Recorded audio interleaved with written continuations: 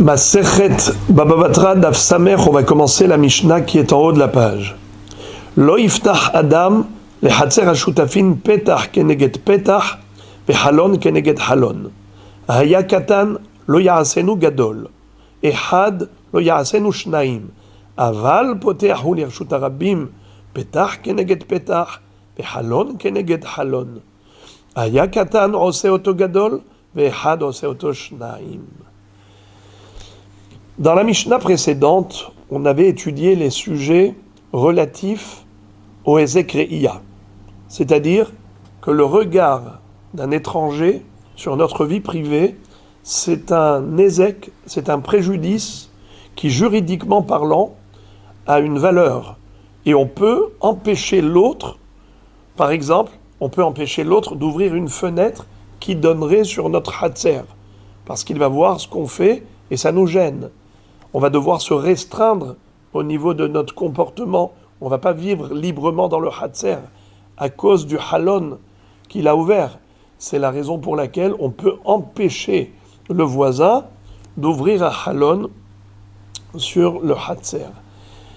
Alors, jusqu'ici, on a parlé de Hezek Re'iyah par rapport au Hatzer. Mais maintenant, on va parler de Tzni'ut, de pudeur. C'est-à-dire un regard qui touche à l'intimité du voisin.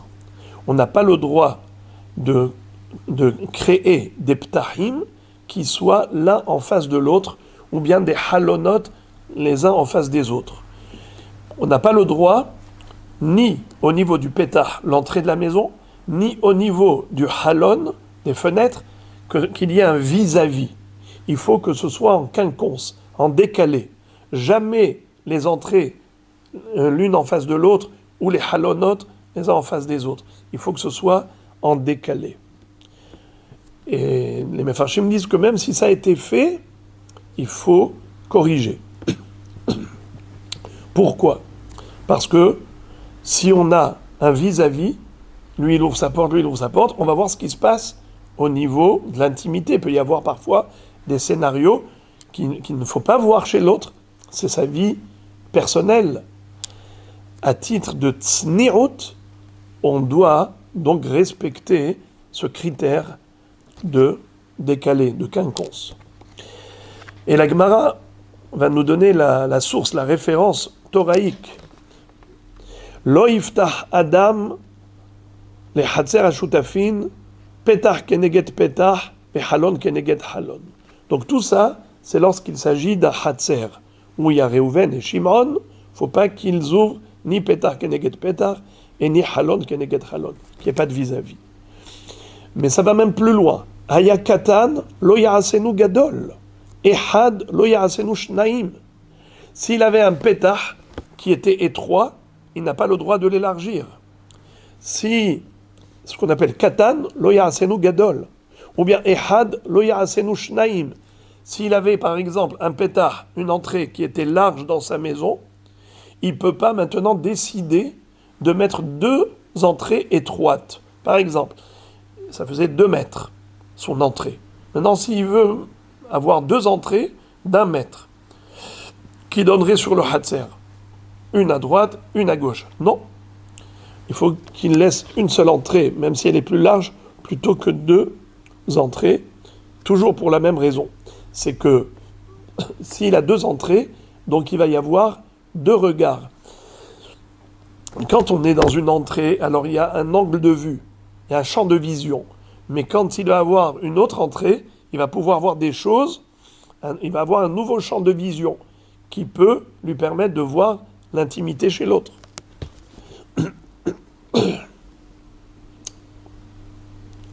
Aval poteahu lirshut harabim petach keneged petach vehalon keneged halon.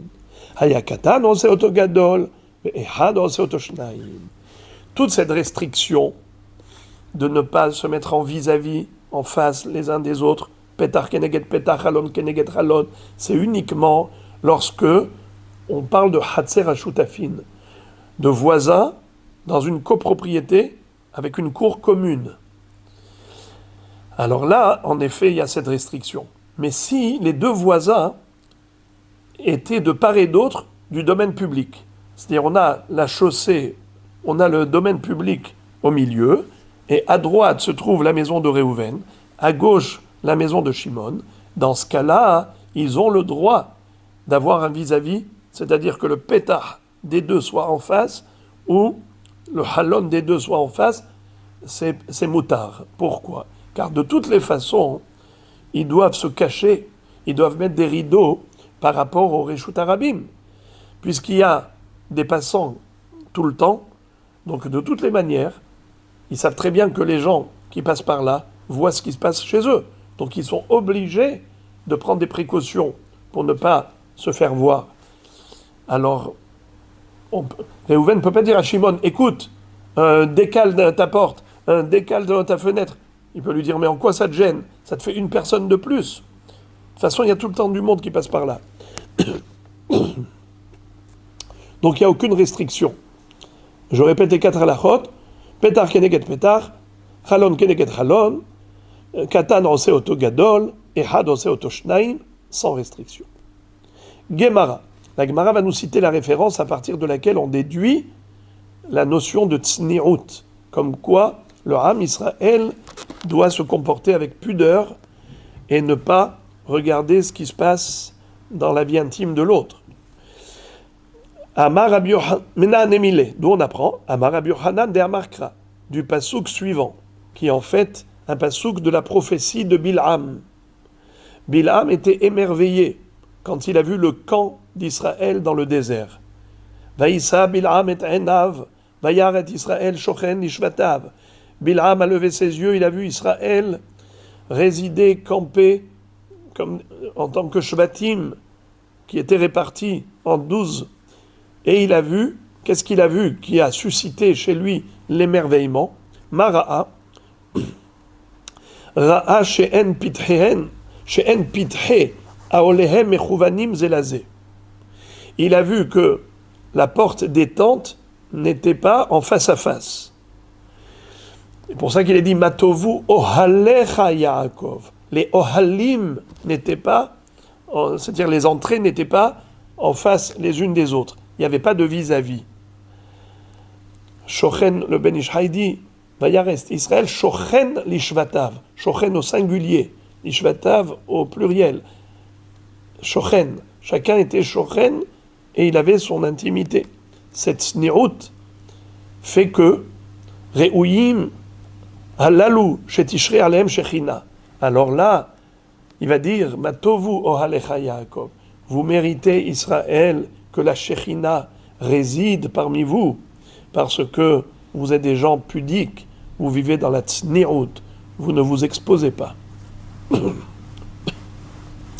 Hayakatan lo ya'asenu gadol.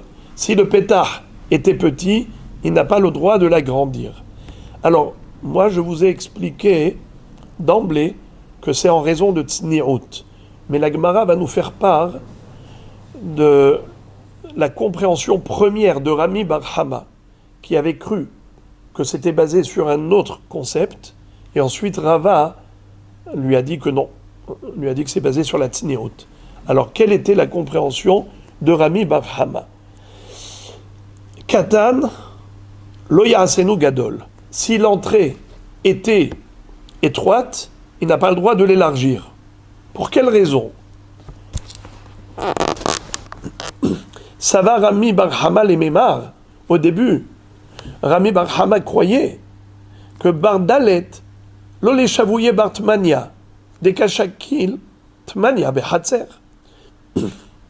Aval, Bar Tarte, les shavouye bar Arba'a, Shapir Dami.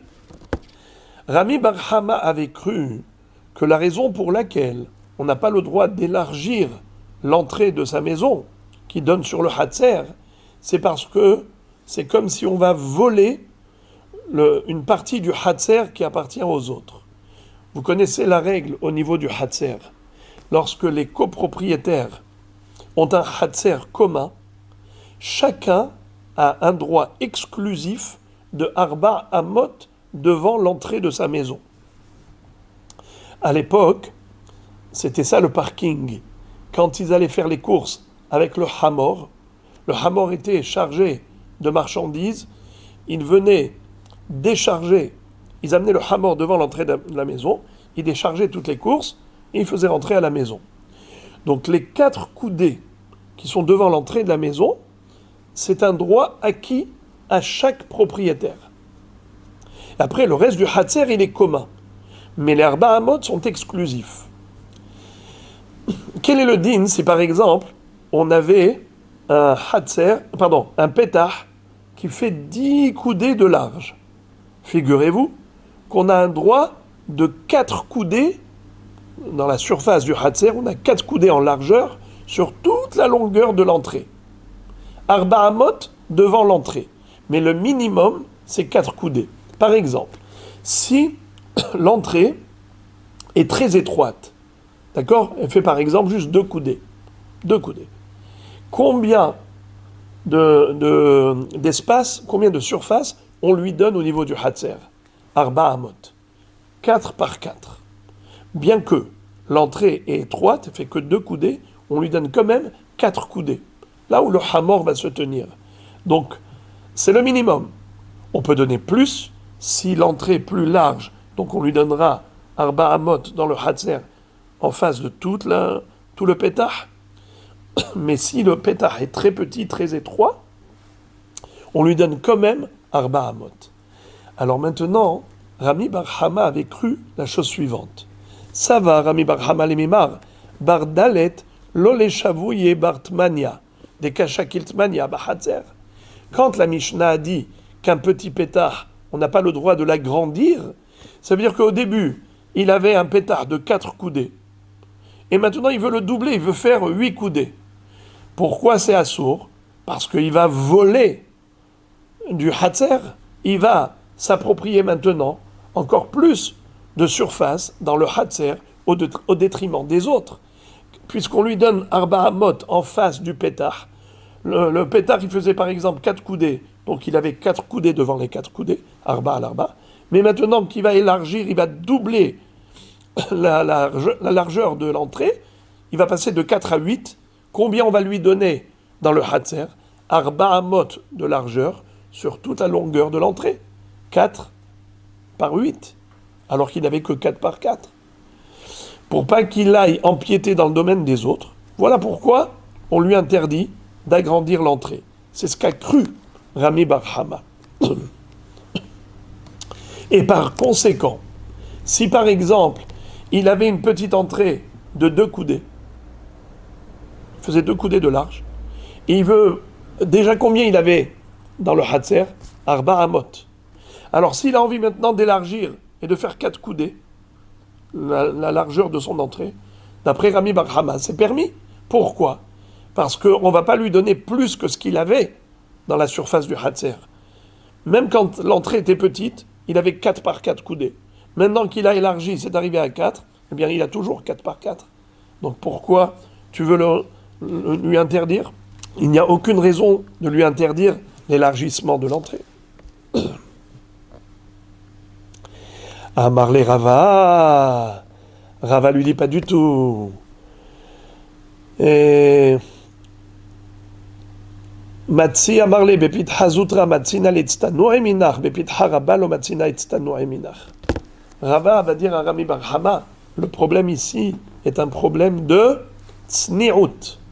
Et donc, le voisin qui est en face dans le hatzer, il lui dit, non, je t'interdis d'élargir ton entrée, de passer de 2 à 4. Pourquoi? Parce que quand tu avais une entrée étroite, j'arrivais à me cacher de toi. Parce que tu n'avais pas un champ de vision très, très élargi. Il y avait des angles morts où je pouvais me cacher. Mais toi maintenant, tu vas avoir une entrée qui est très large. Alors n'importe où, là où tu vas te mettre, tu vas voir ce qui se passe chez moi. Tu vas avoir un champ de vision beaucoup plus élargi. Voilà pourquoi on lui interdit. Dans ce cas-là, il n'y a aucune différence. Si on passe de 4 à 8 ou de 2 à 4, c'est toujours l'élargissement du champ de vision qui porte atteinte à la tsnirut. À ce titre, il peut lui interdire. Encore.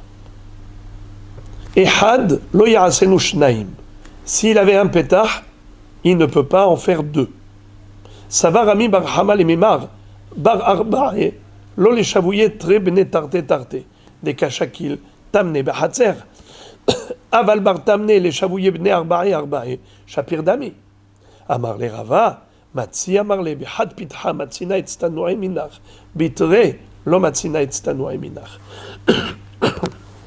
Toujours le même débat entre Rami bar Hama et Rava. Selon la première compréhension de Rami bar Hama, comme quoi la problématique c'était d'empiéter dans le domaine des autres, c'est-à-dire de morceler le hatzer, de prendre une surface plus grande au niveau du hatzer, au détriment des autres, si c'est cela le problème, alors en effet, c'est comme ça que Rami bar Hama a cru que Ehad lo ya'asenu shnaim, s'il n'avait qu'une seule entrée, il ne peut pas en faire deux. C'est seulement si par exemple, il avait une entrée qui faisait 4 coudées. Il n'a pas le droit maintenant d'en faire deux, par exemple, de faire de rétrécir la largeur et de faire par exemple 2 entrées de 2 coudées. Pourquoi ? Parce que si au lieu d'avoir une entrée de 4 coudées, il aura 2 entrées de 2 coudées, qu'est-ce qui va se passer au niveau du hatzer ? On va lui donner 2 parkings. Maintenant qu'il avait une seule entrée, il avait un seul parking. Il n'avait que Arba Hamot en face de l'entrée qui faisait aussi Arba Hamot. Mais maintenant, s'il va rétrécir cette entrée, il va la ramener à 2 coudées. Il va ouvrir une autre entrée avec 2 coudées de large. Combien on va lui donner de parking ? 2. Arba Hamot et Arba Hamot. Ça fait qu'il aura dans le Hatzer 8 Hamot au lieu de 4. Il empiète dans le domaine des autres. C'est ce que Rami bar Hama avait cru, que c'est cela l'interdiction, la raison de l'interdiction. Et par conséquent, si ce monsieur, par exemple, avait déjà une entrée qui était très large, qui faisait 8 coudées, il avait combien dans le Hatzer ? Eh bien, il avait Arba Hamot en largeur sur 8 Hamot en longueur. Alors maintenant, s'il divise en 2, il fait par exemple, il a rétréci de 8, il est passé à 4, et il ouvre une autre entrée de 4. Qu'est-ce que ça va lui donner ? 2 parkings de 4. Eh bien, ça revient en même. Qu'il ait 8 coudées d'affilée ou 2 fois 4 coudées, ça revient en même. Il n'a pas empiété dans le domaine des autres. Il n'a pas pris plus que ce qu'il avait auparavant. Alors dans ce cas-là, ce serait permis. Rava lui dit pas du tout. C'est interdit. Pourquoi ? Parce que la raison, c'est pas une raison d'empiéter dans le domaine des autres. C'est par rapport à la tsni'out. Alors il n'y a aucune différence. C'est toujours interdit.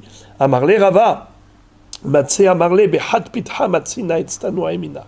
Mitre lo matsina itztanoe minach. Le voisin peut lui dire, quand tu avais qu'une seule entrée, j'arrivais à organiser ma vie pour échapper à ton regard. Mais maintenant que tu as 2 entrées, je n'arriverai pas à échapper à ton regard, parce que tout le temps, il y aura une porte qui sera ouverte, une fermée et l'autre ouverte, fréquemment. Et en plus, c'est que maintenant, les entrées, elles sont plus éloignées, donc les champs de vision, tu arrives à voir tous les angles morts. Il n'y a pas un endroit où je peux me cacher. De là-bas, tu vois ce qui se passe ici, de là, tu vois ce qui se passe ici. Et donc, ça me gêne terriblement. Et il y a un problème de tsnirut. Ça veut dire que celui qui a ouvert ces 2 entrées, maintenant, il va avoir un regard sur la vie intime de l'autre. Et ça, c'est un manque de pudeur. Comme on a dit, c'est cela la grandeur du Ham Israël, sa tsnirut, sa kedusha. Enfin, aval potehu lirshut harabim petach keneged petach de amarle sof sof habait itztanuaim ibne reshut harabim. Par contre, quand il y a un domaine public qui sépare les 2 voisins, ils ont le droit de créer des ptahim en vis-à-vis ou des chalonot en vis-à-vis.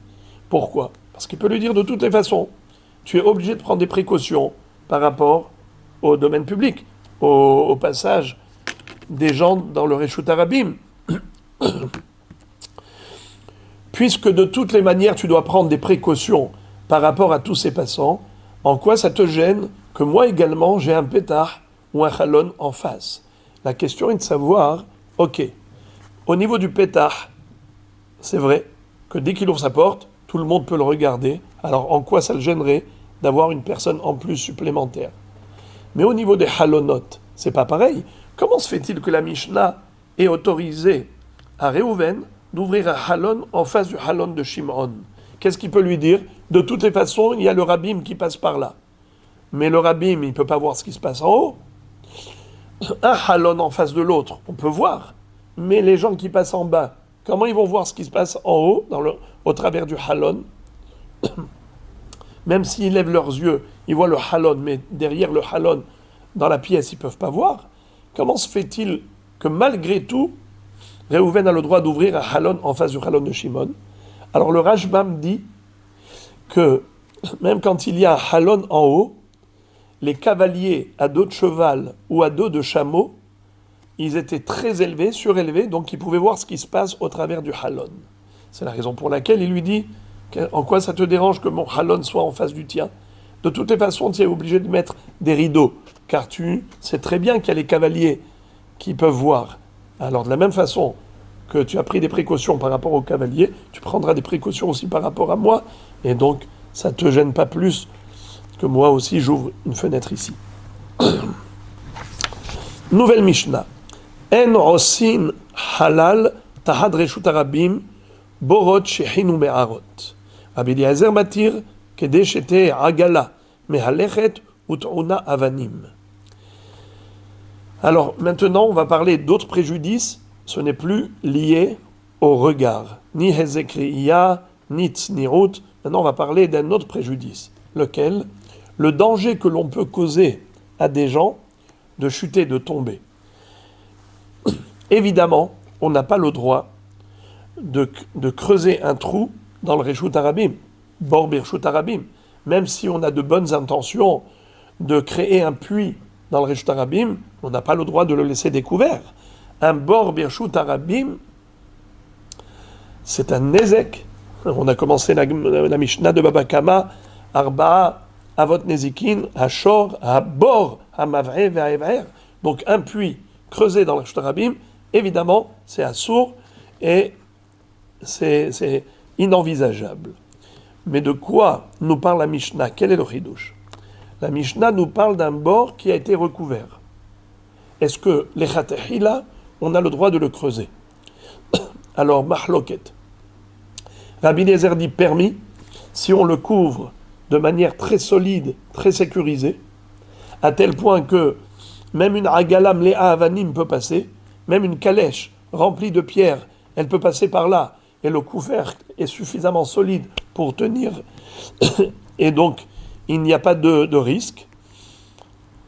Alors que Hachamim disent, il n'y a pas de risque aujourd'hui, mais peut-être qu'avec le temps, il va y avoir de l'érosion, le couvercle va se détériorer, on ne va pas se rendre compte suffisamment tôt, et ensuite il peut y avoir quelqu'un qui tombe dedans, ou une agala ou autre. C'est la raison pour laquelle on ne permet pas les chatrila aux gens de créer des halalim, des espaces vides sur le Reshut Harabim. Lisons la Mishnah. En osin halal tahad Reshut Harabim borot shehinu me'arot. On n'a pas le droit de créer des espaces vides, c'est-à-dire des creux dans le Reshut Harabim, comme borot, des puits, même des puits d'eau. Shehin me'arot. Quelle est la différence entre bor, shiach et me'ara? Bor, c'est un puits de forme circulaire. Shiach, c'est rectangulaire, des tranchées. Me'arot, c'est de forme carrée. Rabbi Eliezer matir kedei shete agala mehalechet ut'una avanim. Rabbi Eliezer dit, si la agala, elle peut tenir sur ce couvercle, elle peut passer par là, même si elle était pleine de pierres, alors quel est le risque? Qu'un jour, peut-être, ça va s'abîmer.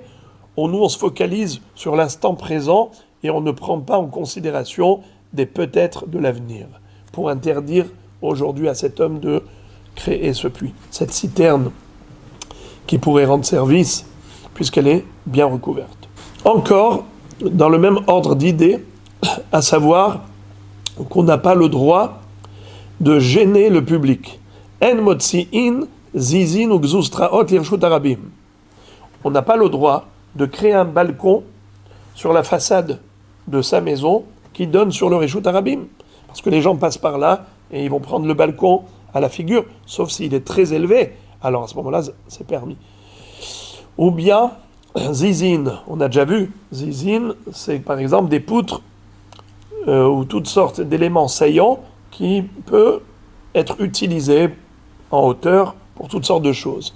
Là encore, ça gêne le Reshut Harabim, et sauf si c'est vraiment très élevé. Et la Imratza connaissent les torts chez l'Omotzi. S'il veut, malgré tout, mettre un balcon ou des zizines à hauteur du Reshut Harabim, eh bien il n'a pas le droit de les placer dans le Reshut Harabim, mais il peut, au moment de la construction de sa maison, construire la façade de sa maison à l'intérieur de son domaine, et là il fait ce qu'il veut. Il met Gzoustraot, il met des zizines, puisque de toutes les façons, c'est dans son domaine, c'est en retrait. La Hatzer ou Bah Zizin ou Gzoustraot a résolu Behazkata. Si quelqu'un a acheté un Hatzer, une maison, avec des zizines et des Gzoustraot, balcon, des poutres qui sortaient à l'extérieur de la façade, et maintenant il y a des gens du Reshut Harabim qui lui disent « c'est gênant ». Lui dit « mais moi je l'ai acheté comme ça, je suis sûr que le vendeur avait fait le nécessaire, certainement il est rentré dans son domaine, il a construit. Je suis certain qu'il n'a pas fait ça de manière interdite. » En effet, Arezo Behezkata. On dit que ça restera comme ça, il a la Hazaka, il n'a pas besoin de casser le balcon, de retirer les zizines, car le Beddin plaide en sa faveur, prend sa défense en disant que certainement le vendeur, quand il avait construit cette maison, il avait fait les choses en bonne et due forme. C'est ce qu'on appelle Toranim la Yoresh, Toranim la Lokeah. On avance des arguments de plaidoirie en faveur de l'héritier ou en faveur du Lokeah, de l'acheteur. Eux, ils ne savent pas ce qui s'est passé avec le vendeur ou le père. Donc l'héritier, il ne sait pas, l'acheteur, il ne sait pas, mais nous, on avance un argument en leur défense, en leur faveur, comme si on était sûr que le vendeur ou le père avait fait les choses dans les règles de l'art. Gemara. Vera Banan, la Gemara s'interroge par rapport à la première halakha. On avait vu une mahloket entre Rabbi Eliezer et Chachamim, à savoir, est-ce qu'un homme a le droit de creuser dans le Reshut Harabim un bord shiach me'ara et ensuite le recouvrir solidement. Rabbi Eliezer permet, Chachamim interdisent. Pourquoi Chachamim interdisent?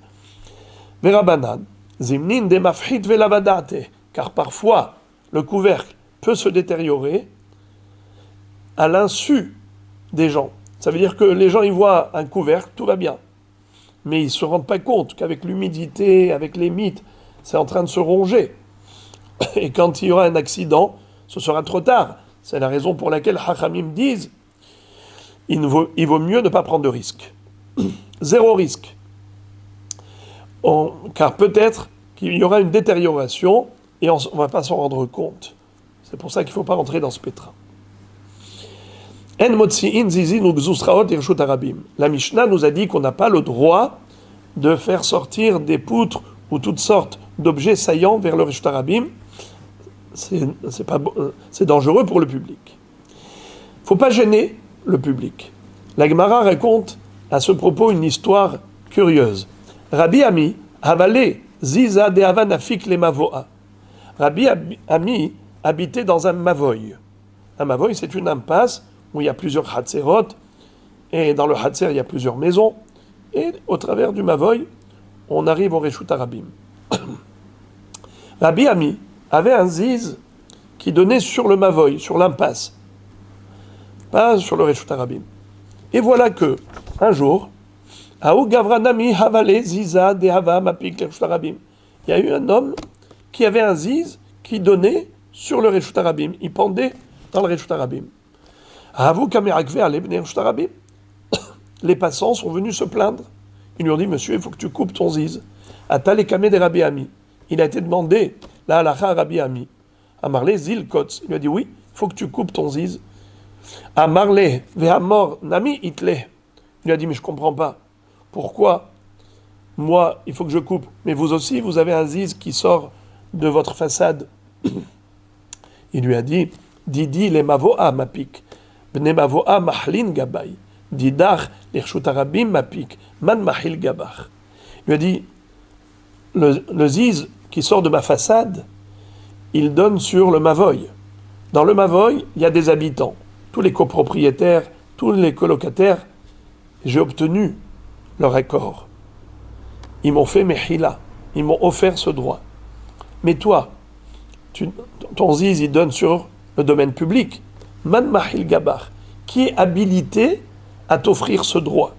Mais le Reshut Arabim, c'est tout le monde. Est-ce que tu as demandé le droit à tout le monde? Tu peux pas. C'est impossible. Reshut Arabim, ça appartient à tout le monde. Donc tu n'as aucun droit. La Gemara raconte une histoire similaire. Rabbi Yanaï, Havale Ilan, a noté les Reshut Arabim. Rabbi Yanaï avait un arbre dont les branches s'étendaient sur le domaine public. Hava ou Gavra de Havale Nami Ilan a noté les Reshut Arabim. Il y avait un autre homme qui, pareillement, avait un arbre qui pendait sur le Reshut Arabim. À tout Bnei Reshut Arabim, Avou Kamerakver, il l'avait. Et voilà que les passants sont venus se plaindre. Ils ont dit à ce monsieur, monsieur, tu dois tailler ton arbre. On ne veut pas ces branches-là qui s'étendent dans le Reshut Arabim et qui nous gênent. Atal et Kameh de Rabbi Yanaï. Il a été posé la question à Rabbi Yanaï. Amarle, Zila Idana Vetale Mahav. Rabbi Yanaï lui a dit, rentre chez toi. Maintenant, reviens demain me reposer cette question. Belelia, pendant la nuit, Shadar Katsié Leaoudide. Rabbi Yanaï a appelé un ouvrier. Il lui a dit, va me tailler mon arbre. Tu enlèves toutes les branches de mon arbre qui pendent vers le Reshut Arabim. Les Mahar, le lendemain, Atal et Kameh, ce monsieur est revenu pour poser la question à Rabbi Yanaï. Amarle, Zil Kotz, va tailler ton arbre. Tout ce qui pend dans le Reshut Arabim, tu dois couper. Amarle, Hamor Nami Itle. Il a dit, je ne comprends pas, mais vous aussi, vous avez un arbre qui donne sur le Reshut Arabim.